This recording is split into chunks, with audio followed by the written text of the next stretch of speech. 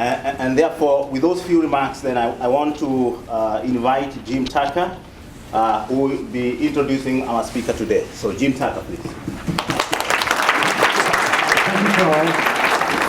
It's my great pleasure to introduce Piers Sellers, who I've had the pleasure of knowing for over 30 years.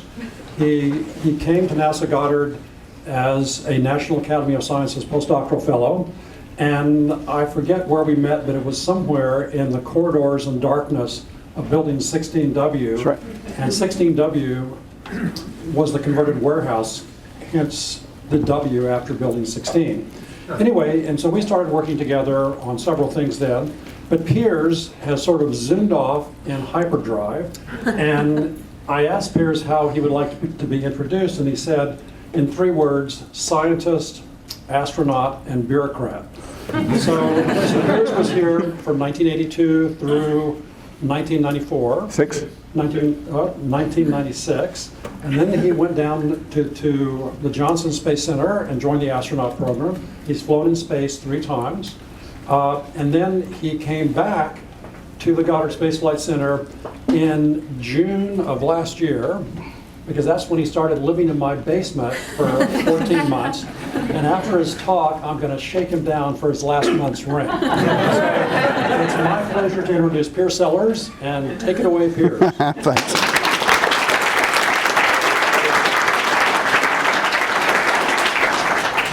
Thanks, Jim. I think Infiltrating NASA. It was my ambition to join NASA from the age of about 7, so I'm going to show you how I pulled it off, with a lot of help from a lot of people. And as part of that, I want to talk a little bit about my family, because for various reasons, mainly because of the inspiration I got from a lot of people in my family, a lot of help. Education and flying, the 2 warring interests in my life, mutually interfering with each other. NASA Goddard, NASA Johnson, then back to Goddard. All right, so this doesn't work after all. All right, family history. Where do I come from?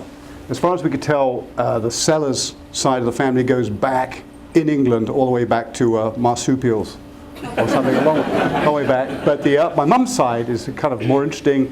They're Anglo-Irish settlers, you know, the oppressors of Northern Ireland. That's where we come from. And Granddad, from that side, he was a World War I infantry officer. So he went up in 1914 for the British Expeditionary Force in France, did the march up to meet the Germans, did the rapid retreat back with the French on either side in 14, got the Military Cross, got wounded, and then thrown into hospital for a year, back to the front in 1915, re-wounded really badly, actually thought to be dead in 1917 in Passchendaele, which is like the worst battle of World War I, and recovered. It took him like 2 years to recover. And then he went to medical school in Queen's Belfast and joined the Royal Army Medical Corps as a doctor for the rest of his career. He was an army doctor. And so between the wars, he was in Hong Kong, India, and Egypt. And that's where my mother was brought up, in India and Egypt. And in World War II, he's in the Western Desert, fighting Rommel again, as he points out, and then India and Europe. But he was like a kind of a big influence on my early life as a inspiration and an example. And a spanker, if you look like we're slacking. So these are pictures from his camera in World War I. He's in the group there, sitting on the steps. The bottom left is has a view from his home, his slit trench in World War I. And this is an old railway line leading into the German lines, and here's the trees. And this is him, after he'd been wounded, trying to get out of hospital on his wheelchair, trying to escape. And World War II, you can see if you can spot the characters here. All right, this is Egypt in 41. Churchill, all right. Monty scowling as usual. Alan Brooke, who is the Chief of General Staff, he's like the British equivalent of General Marshall. General Alexander, who was Monty's boss some of the time. And my granddad, of course, right there. And he did how it. And the family was interestingly split after the Irish Civil War in 1922. My granddad, that's him, stayed in Northern Ireland, was a British subject, and became a brigadier general in the army as a doctor and all the rest of it, become model citizen and all the rest of it. His younger brother, they look alike, don't they? His beloved younger brother, Gary, who my uncle is named after, became a Republic of Ireland citizen, okay? And he had the honor of being the oldest serving private in the British Army at the age of 43. So he was a spectacular underachiever. At 43 years old, he was the most junior person you could be in the British Army. But then he got promoted basically one rank every 2 days till he got to major. And he fixed all the bridges in Italy during the Italian campaign. But they were great friends in spite of being very different and from different countries, ultimately. Oh, Mum. So she was born into this, raised in India and Egypt. In 1941, she got evacuated because she was living in Egypt and Roma was showing up outside Cairo, so they got evacuated to South Africa, where she had a very comfortable war, as she puts it. Everyone else was on rations in England, but she was eating very well down there. Back to the UK in 44. She worked for MI5, which is interesting. There's some stories there we can tell you about Philby and whatnot, if you're interested. And I met Dad at a dance, married 6 weeks later. I don't know about that. So, we got to think about that. 5 sons, and she claims to have moved 32 times in 31 years, and we did that with her. Same age as the Queen, doesn't like cats. And there she is as a kid in India with a solar topi on a donkey. And here's her practicing for her 5 sons. And this is the Khyber Pass, where they all went up to have a look into Afghanistan way back when. And this is one of the aunts, and you can see that she's wearing a sidearm. They're a tough crowd, you know, they really were. Dad, English, born and raised UK. He couldn't stand being at home or school, so he joined the army as soon as he could in 44. Just managed to avoid the tail end of World War II. But he got sent out to India in 45, was on the Northwest Frontier for a while, which sounds terribly interesting, and he says it was. But ended up in the Calcutta riots in 47 during the partition between Pakistan and India. At that time, he was in the Indian Army working for an Indian officer. He was working for an Indian general at the time. So he spent a lot of his time actually as a British Army officer, but in the Indian Army, working for the Indian government, which was fun. He loved it. He had a lot of friends over there in later life and used to go backwards and forwards. Came back in the UK, found Mum. Stationed everywhere as far as I could tell. Germany, I tried to count it up. I think a British Army of the Rhine 4 times, and everywhere else. And the bottom layer, except for Guyana, we all had to go with him. Cyprus, Yemen, Aden, Ethiopia, Malta, and all that. And there's Mum and Dad. Now, you will notice, as you see some later pictures, that this is a breeding experiment. What happens when 2 tall, skinny, blonde people meet each other and decide to procreate? This is what you get. My brothers. The great Gatsky, we don't know what he does. My older brother. It's me. My nickname is unprintable here. So there's a blank. There's a guy who's Sack, who's got an ad company in London. He likes cats, curiously. Paddy, known as Shredder, the banker, he's called a shredder because he has to do a lot of that in his job as a banker. Often under punishing conditions with people hammering on the door. Right. So he's good at it. He has 2 shredders now. And then Viv, the youngest, who's quite a lot younger than the rest of us, known as the mistake in the family. And he lives in New Zealand and he bothers sheep. So a lot of grandchildren. And that's all of us growing up at sort of. So see if we can figure out which is me. Yeah, I'm the miserable one. And there's the sheep botherer. Future banker, Shredder, mystery man, Sack. And growing up all over the place. This is sort of Cyprus. Those were little kids. That's me, Guy, Gavin, my dad. This is me haggling with a guy in Yemen, you know, doing quite well. I'm standing on the step so I can look him in the eye. This is me. I made my own tank. When I was young, I'm kind of peering out of it. And we actually lived for a long time in a house with my uncle and aunt and their 3 kids. 3 girls, Hermione, Martha and Joe, 1, 2, 3. And there were 4 of us boys there, all looking far too few chromosomes to go around. I mean, all look the same. This lady here, Martha, worked for BBC for a long time, and she produced the Blue Planet series. Yeah, Martha Holmes. So You know, she did something useful. That's me working. And that's what we look like now. The brothers, that was a couple of years ago. Okay, so boarding school. Because of Mum moving 32 times in 31 years, we all got shipped off to boarding school in England. So from the age of 7, I was in a boarding school of one kind or another. And I remember this very clearly, that no one briefed me that when they put me in this really nice new little uniform and I sat on this trunk that was bigger than I was, that I wasn't coming back. So there was a whole bunch of us in the school on the first day, all sitting around crying, because nobody had told us the parents would disappear. It'd be too shocking. The food was terrible. It really was terrible. Even by British standards, it was terrible.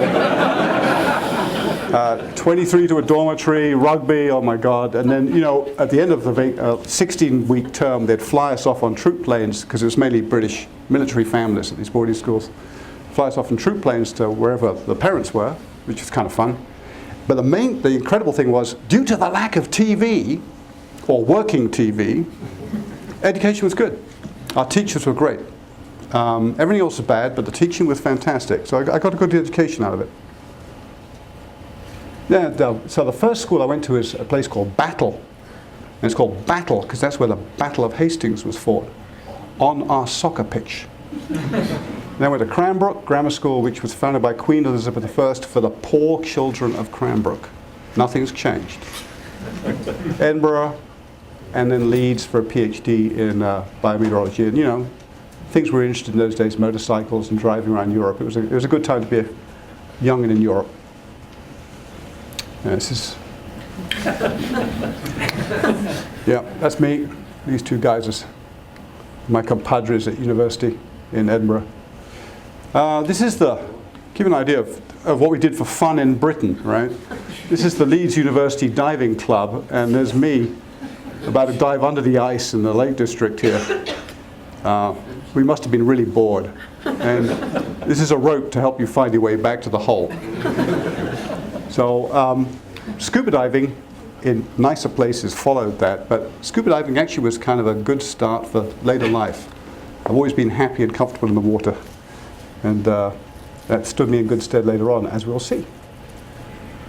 Now, flying was the great distractor of my youth and early adulthood. I loved flying. And the Royal Air Force had this great cadetship program that they tried to get their hooks into young people, get them interested in flying, and then pull them into a commission as soon as they could, usually in university. So, we got solo gliding at 16 for free. Then powered aircraft, you went through a selection, then you got your private pilot's license at 17. My mom and dad wouldn't let me near a car. I mean, my elder brother had smashed the family car once, and the other 4 of us were banned for life. So I couldn't drive a car till I was 23, but I was flying aircraft the whole time from 17 onwards, which is insane. Then University Air Squadron, you get to fly more complex aircraft. And then in '79, I actually joined up as a short service commissioned officer and went through the infantry training business and basic, officer training. And that was interesting. My weapons instructor actually, I think, shaped my psyche significantly at the time in terms of, showing up with your machine gun in working order wherever and whenever you're required to do so. Sellers, is that clear? Yes, sir. Very good. So I nearly stayed in. But my PhD was hanging out there. I had not finished it. I thought I'd somehow finish it in my slit trench during my infantry training, which wasn't very practical. But the RAF extended the short service commission from 8 years to 16 years, and after talking to my family, I decided not to do it and emigrate to the US instead. And I kept flying after that, as it turns out, and I'm still flying now. So look out if you're flying around this area. And I always loved airplanes, and this is actually the wing of an airplane that I designed and built myself out of balsa wood and tissue when I was 13. And there it is flying. This is like one of its 3 successful flights. And then it's a splintered wreck on the Welsh hillside. But it was about 8 foot across. Spent a lot of time making model aeroplanes and flying them when I was a kid. And that's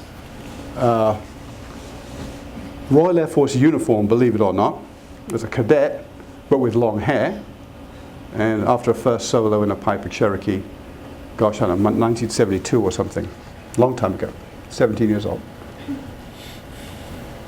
So I spent a year after PhD working in London for British Petroleum, which was pretty depressing, actually.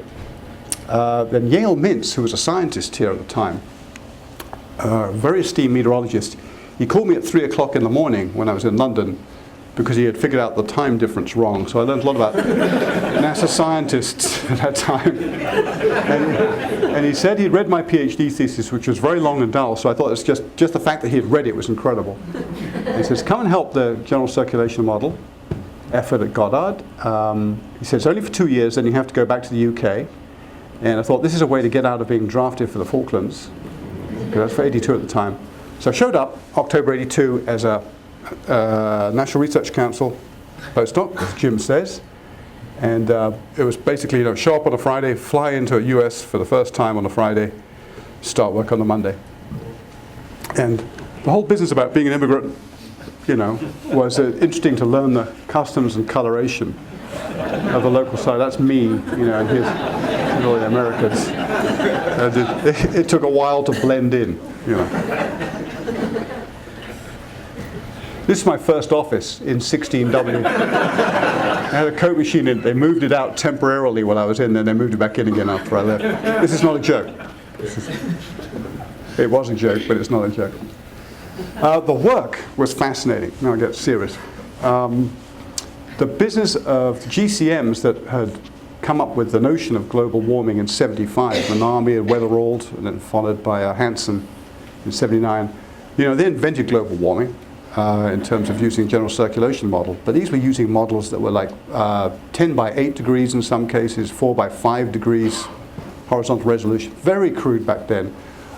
Big snigger factor, How realistic are these things? How much could you really bet on them? So there's tremendous pressure to improve the realism quickly. And Yale and Yogesh Sood, who's out there, got me working on the land-atmosphere interface, simple biosphere model. And in the meantime, Himani Tucker and Forrest Hall tried to educate me about satellites and how we might be able to use them to figure out how the land and atmosphere interact. And I'm going to talk a little bit about field experiments. So I'll skip over that bottom bit. Yeah, let's get on the theory. What made Yale call me up at 3 in the morning in 1982 was an experiment that he had done with Shukla, who's still around and works up the road. And it's a very simple experiment. They took a primitive GCM of the time and they pretended that the whole of the land surface was covered in concrete. It was like a basically dry land case, no evaporation. Then the other case where the land surface was covered in a paddy field and was freely evaporating. So it's a very simple kind of notional experiment to figure out the influence of the surface energy balance on climate. So here's the dry case. Hey, it's really dry over the continents because there's no recycling of rainfall through evaporation. And there was the wet case. It's raining like hell everywhere. So this was a sort of very simple-minded demonstration that modeling the land surface atmosphere interaction was important for getting climate correct, and we did not know how to do it. And that was 1982, and that's why he called me up. So what was happening back then was in those days they had a kind of, the model of the land surface that they had in these GCMs was a kind of a rough surface so that make the wind, so representing trees, mountains, and alpacas and other obstacles. Just some kind of roughness specified over the continents, the same roughness everywhere. Some kind of bucket which allowed free evaporation of water into the atmosphere, and then a defined surface temperature that would allow the release of sensible heat into the atmosphere. And we came along working on this idea of a simple biosphere model. This is the green hairdryer model. You see it? You see it? And here we have the water being sucked out of the soil and then being released through an active aperture in the plant. The plants have got these microscopic little pores that open and close to allow carbon dioxide to come in for photosynthesis and evaporated water to go out. And then that water wiggles its way out to the atmosphere to do all its nuisance and mischief, like make clouds, rain, and so forth. And the same sort of transport system for sensible heat. So those were the ideas that biologists were thinking about on the kind of leaf scale and the individual little potted plant scale. But how do you get that wisdom onto a continental scale or a global scale? That was the trick. And we used to sit around and talk about this. Main problem, spatial integration. How do you get all the stuff that little biologists knew about photosynthesis and respiration down on the leaf scale, energy transfer, evaporation, all the way up to global carbon fluxes, energy balance, global water cycle on the big scales? How do you do this plausibly so that you really believe it? And the motivation was, of course, we had a grandiose idea. And this slide is from the 1980s. I just thought I'd revive it. This is how ambitious we were. We're going to solve the global carbon balance over the next 100 years, predict the global climate change over the next 100 years, weather models over the seasons, and solve all these scaling issues before lunch. So that was the way we attacked it. We were a very confident bunch of people. So back to the physics or the biophysics of the problem. We sort of understood how these microscopic pores worked. They open and close in a very efficient way to allow the carbon dioxide come in for photosynthesis, get fixed somewhere in the interior of the plant, and then allow the water out. And they keep tweaking the width of this aperture. Plants keep doing this in response to things like light and humidity to try and maximize the amount of carbon dioxide coming in for photosynthesis for a minimum loss of water going out. So they're continuously tweaking this thing. It's under active control. Quite complicated. Now, if that isn't bad enough, over the land surface, everything varies everywhere. So we started thinking in terms of, here's how the vegetation looks on the landscape, got little clumps and open areas. From a satellite, it looks like blobs of chlorophyll on different scales. And how do we use that knowledge in a vegetation model and integrate things up? And the kind of experiments that we were starting to do numerically and then applied with real data was dividing up landscapes into lots of little squares, doing individual calculations for each little leaf, and then try and take some kind of scaling average technique that would apply on a grid area for the same area and see if you got anything like the same answer for the integrated fluxes. So that was the theory that we all were bashing away on. And then we decided to do field experiments to see if it really worked. And this was the first field experiment, in 1987. And we attacked a small area of Kansas with our Starfleet and our Air Force. And we had a whole lot of people running around on this 15 by 15 kilometer area down here in Kansas. Helicopter taking spectral data, some NASA C-130 taking scanner data, at the same time, underflying the satellites while they're going over. And then we had these flux aircraft that were flying very low and doing box patterns to try and measure the fluxes between the surface and the atmosphere. And these were actually a miraculous new piece of technology that pretty much saved the day. This diagram became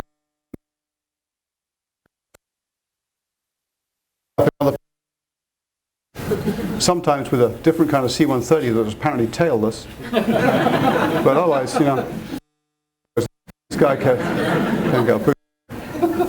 Oh well.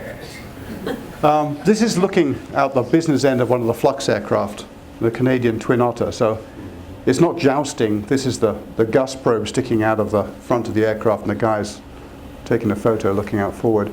So flying up and down over this Kansas prairie, getting measurements of fluxes on sort of like a 1 or 2 square kilometer area.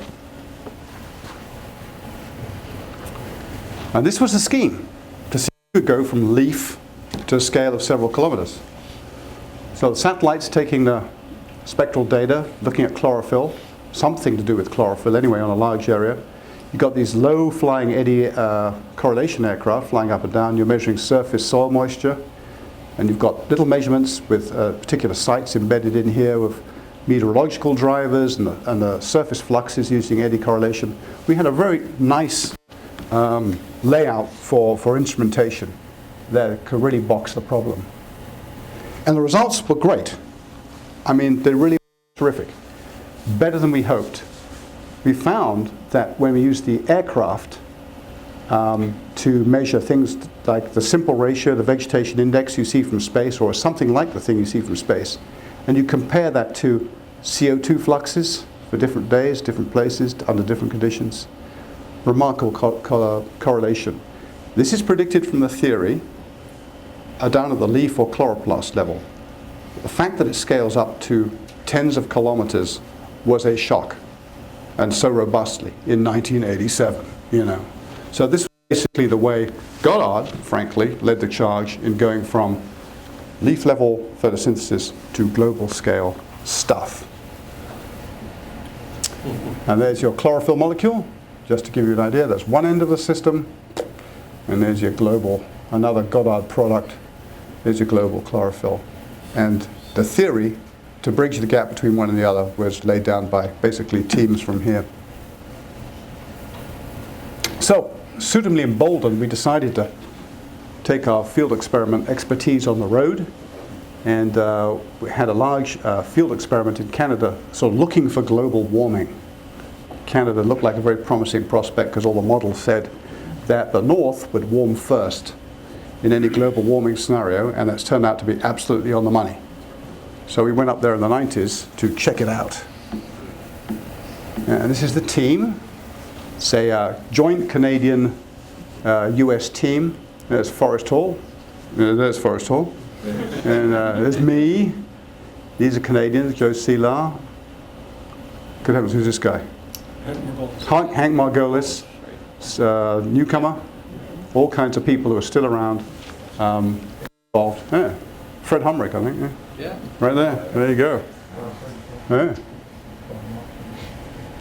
And by this time, we'd honed the business of trying to do the scaling from very small scales, process studies, all the way up through tower flux sites. We had these big towers there. Had 10 of them in Boreas at different sites, one in the south, one in the north, because we wanted to look at a climate gradient. And this is Saskatchewan and Manitoba. So by this time, we'd taken the franchise out to the 1,000 by 1,000 kilometer scale. So we really were working at kind of model grid area scales. And all the way down to the guy with his little his favorite chloroplast at the bottom end. Early days, Forrest and I and Andy Black explored large chunks of Canada looking for places to put our towers, which turned out to be a lot easier than finding a place to get a decent meal. That took a lot longer. That's me. I was a pilot of this thing for the longest time. That's Forrest with the maps. And Andy, and he's got his hands over his stomach because it's just after a typical flight where he's filled 3 puke bags. We're bouncing around at low level, so we used to call him 3-bagger Andy. But he's actually one of the best Canadian ecologists out there. He hung through the whole site reconnaissance effort, and we got terrific site locations out of the whole business. And here are a couple of the sites. I think this is Joe Berry taking a picture from a helicopter or another tower of Joe Berry bothering a tree somewhere in the southern side.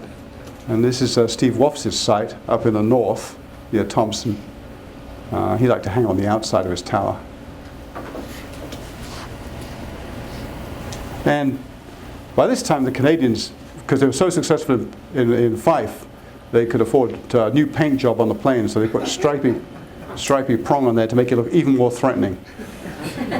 And this is them flying low over the Boreas sites, typically about 20 feet, all day, every day. It was like mowing the lawn after a while. It's kind of hypnotic. And this is looking up at a tower that's sticking up, so you want to make sure you don't hit that. To get ourselves around, back to the flying thing, to get ourselves around, because this site was spread out over 1,000 by 1,000 kilometers, we had our own little ancient aircraft that actually never killed us, remarkably, though it's a number of times it tried. And this is in northern Canada with 45 knot wind. There's a Canadian flag standing straight out. And I think I'm yelling at Fred Humrick about trying to get the thing tied down before the storm comes in. And this is working away in one of the laborious operations areas.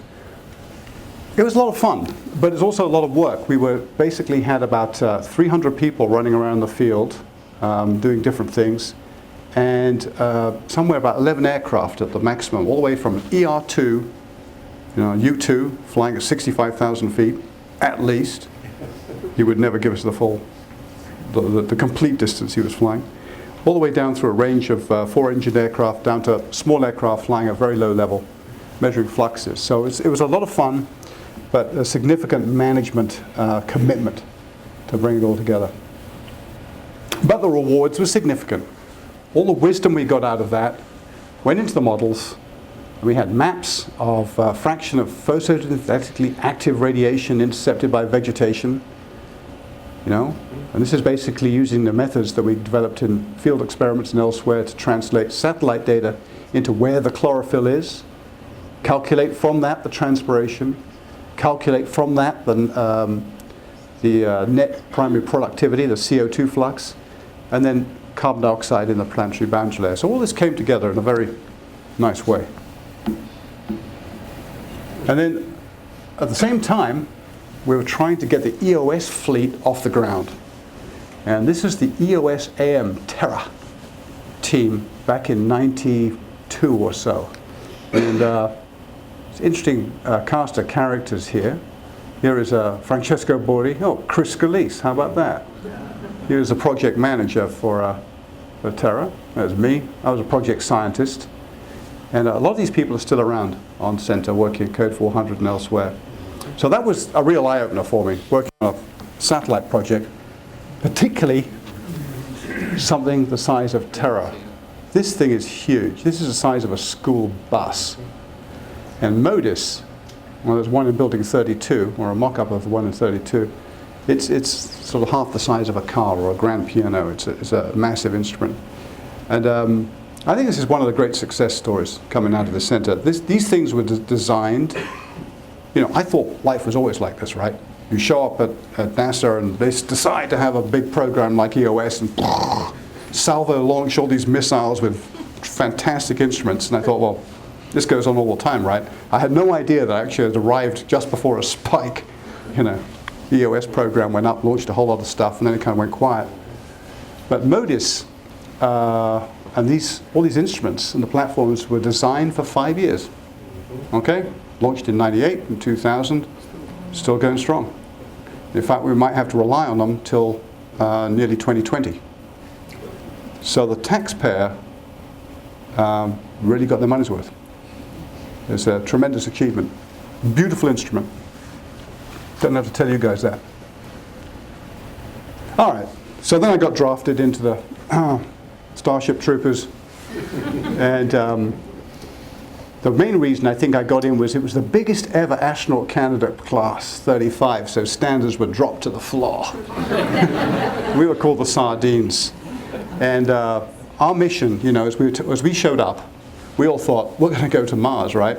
I said, no. We're going to go to the moon. No. You're going to build space station. And that's what we got to do. Our class and the two classes after that were basically responsible for building space station and manning it in the early years. The build didn't start till 2000, and it finished in 2011. So our class exactly bracketed that activity. So basic training, more hazing, and then I spent 2 years and half time in Russia, which was interesting. The most notorious nightclub in the world, called the Hungry Duck, is still going in Russia, and I highly recommend it if ever you get over there. You need to get over there. Golodnaya Utka. It's so infamous I can't even talk about it here. And then they pulled me back out of the Hungry Duck to back to the United States, back to Houston, trained me up, and sent me off on my first mission, which was STS-112, which was in October of 2002. I was very fortunate. I had a great crew, wonderful bunch of people, Got to do 3 spacewalks straight off the bat. It was a marvelous experience. Came back happy, happy, happy. As our shuttle launched, as Atlantis launched, in the roll, in the twist, a huge piece of foam came off the bipod that supports the nose to the fuel tank. Big piece of foam, about the size of a suitcase, small suitcase. And that piece of foam went flying down between the shuttle and the main tank and the tank, and hit the nozzle of one of the solid rocket boosters and put a big dent in it. And they know that because the booster flies into the, lands in the ocean. Somebody goes up there and picks it up and tows it in. And they said, hey, look at that dent. And then they went and looked at the video footage and saw this piece of foam fall off the front of the bipod. Anyway, that was just sort of an interesting thing in the debrief. Said, well, glad it didn't hit the shuttle. That's nice. And then the engineer said, well, if it had, it would have just broken up because that foam is pretty light and the shuttle's pretty tough. So case closed. Says, whoops. So 6 weeks later, my friends took off in STS-113. That was just before Christmas of 2002. And then in January, February, 107 went off, which was Columbia. And the same piece of foam fell off the exact same place, about the same size, but this time it didn't go between the tank and the belly of the shuttle. It went and hit the wing and punctured the wing, and that's why Columbia failed to return. So basically the hot gases got in and melted the wing off. So there was a long stand down of 2 years before 114 flew off. And basically we were all working like crazy during this time to try and get the shuttle flying back again. All of the astronauts were grounded, of course, and everyone else was working hard to try and get everything fixed. 114 goes off, another piece of foam falls off somewhere else. And then I was pulled forward off a later mission onto 121, which went off in 2006. So between my first mission, my second mission, which is 4 years, we got just these 3 off. It was a kind of a long, quiet phase for NASA, and a very distressing one. I had 3 spacewalks on that mission, and then robotics on my last mission. And just like anybody at NASA, you get to be a bureaucrat while you're having fun, or it's got to be a branch chief, and an EVA instructor, which was a lot of fun, and then back to Goddard. But before I do that, I think I'll show you a movie. Can you go full screen?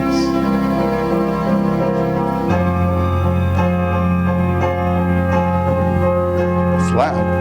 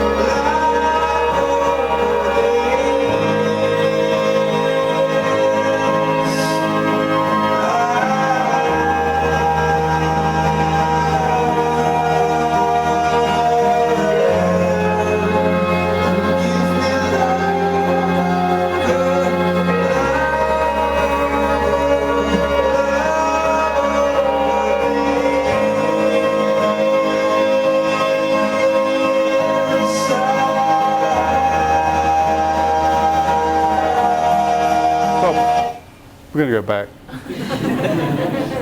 Start again. Okay. Sorry about that, guys. We start at the beginning? Yeah. Okay. There you go. It's short. Yeah. Could have done that, couldn't we? Up a bit. Yeah. There you go. Thanks. Piers, move the pointer off the wall.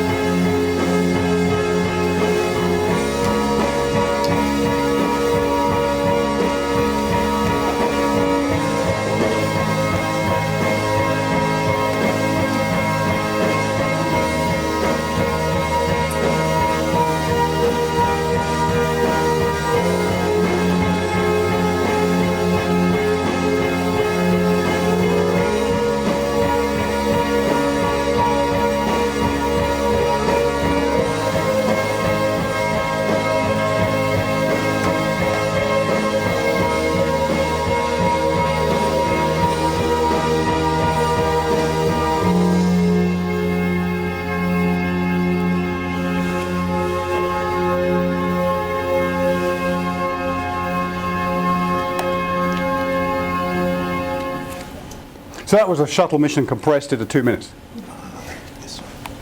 That was a shuttle mission in 2 minutes. Johnson was fun. A lot of hard work, constant work. They upgraded my aircraft. I got to fly T-38s, which was fun. This is the office in the T-38. This is the view from 45,000 feet, which is always beautiful thing to do. Could be going up to a little higher. This is that mission, STS-121. It's taken by my friend Mike Fossum, who you could see in the picture, taking the photo. But extraordinary business of being outside the spacecraft and hurtling around the world and seeing how thin the atmosphere is, how bright the world is, how blue the oceans are. Absolutely beautiful. Hanging on underneath the space station, Mike's talking to me, so because he's talking to me, I'm holding on with one hand and trying to turn to face him as you would anybody else, right? But it's in my radio, so why am I bothering?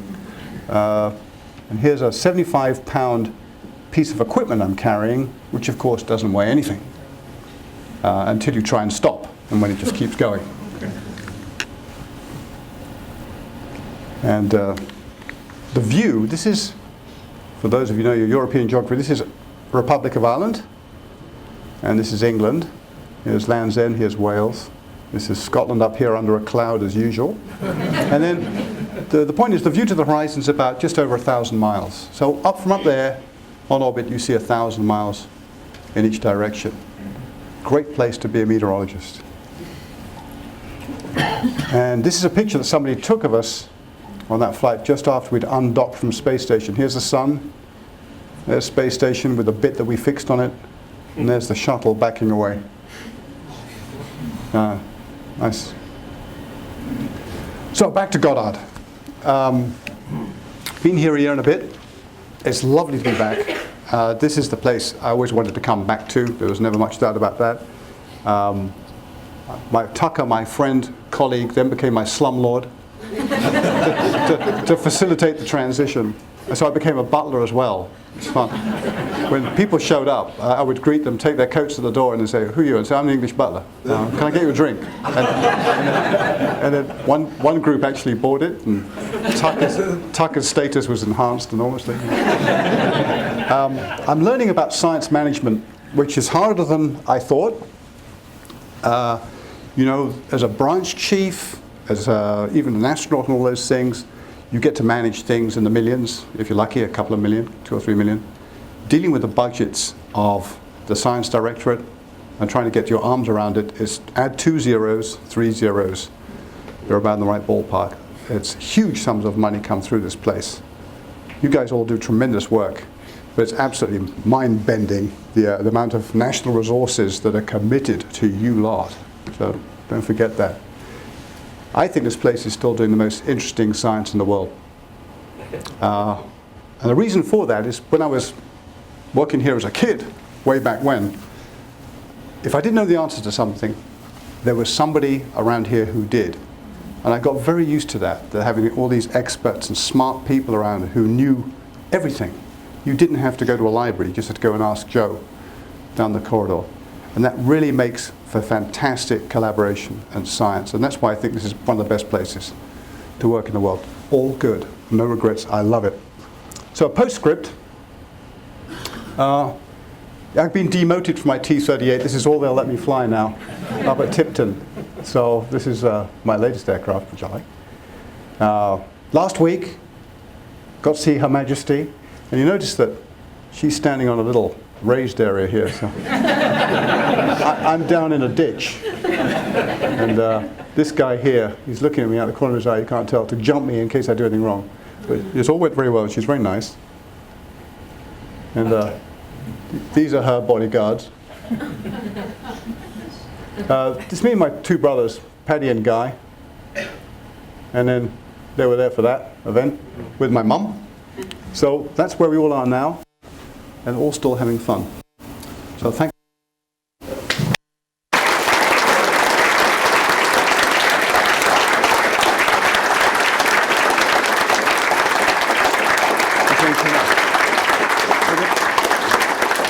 have time for a few questions. So if you have any question or comment, please, you are free to ask now.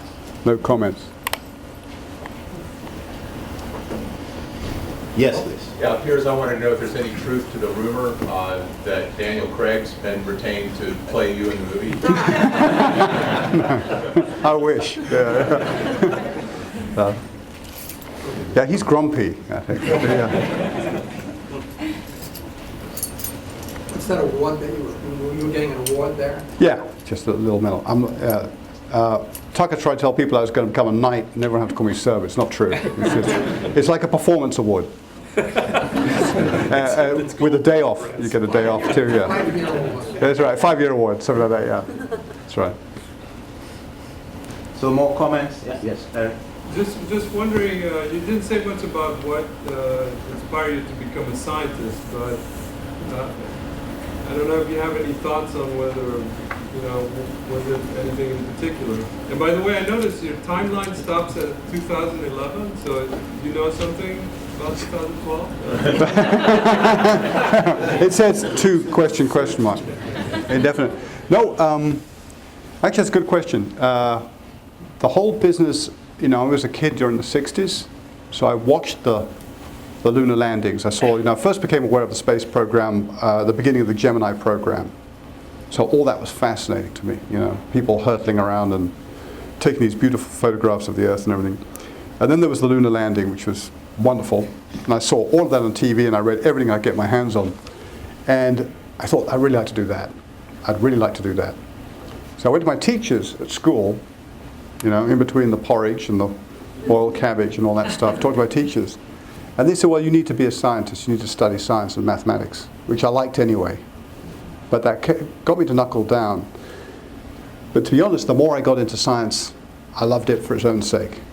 But it's interesting that the business of seeing technology, the space race, all that stuff, that did inspire me to go and study science. And I'm not sure that there's kids now get enough exposure to the excitement of science and technology and engineering and all those things now. You're competing against the Kardashians. No, I'm not kidding. I'm not kidding. And Twitter and tweet and all that other stuff, all this other distractions. Celebrity. What is celebrity? Celebrity is actors and people doing naughty things on YouTube. All very distracting for young people. I'm not sure young people see enough, and that's, I guess, your job too, to help fix that. I'm not sure they see enough that's exciting and inspiring on our side of the fence. So I think about that a lot, because it worked for me, but I'm not sure it's working so well now. So as a pilot, how much did you bribe your crewmates to let you land the shuttle? Yeah? Well, I wasn't allowed to land the shuttle. But my commander, we had a video game that he was meant to practice landing with before we landed the shuttle. And he used to love getting that thing out and crashing it left and right.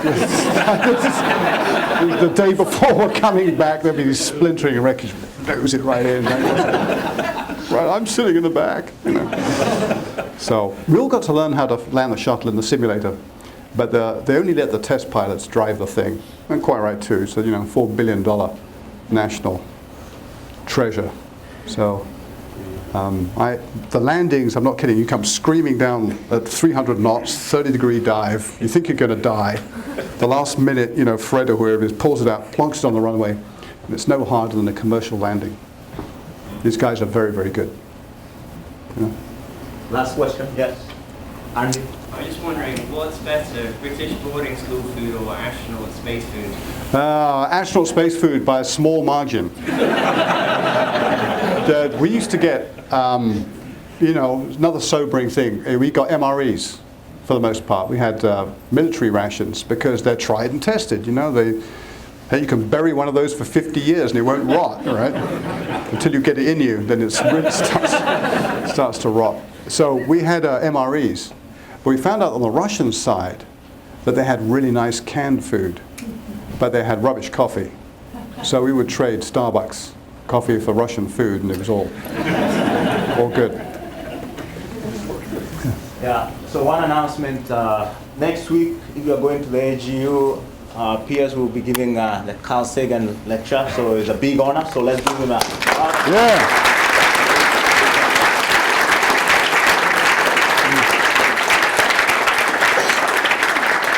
And finally, I recognize that getting Piers here was quite a something, and the fact that he was able to get some time to come here is a big thing, and I think it goes a long way in inspiring the next generation of scientists, and I think we'll go there. So thank you so much, and let's give him one final round of applause. Thanks, Charles. Thank you very much.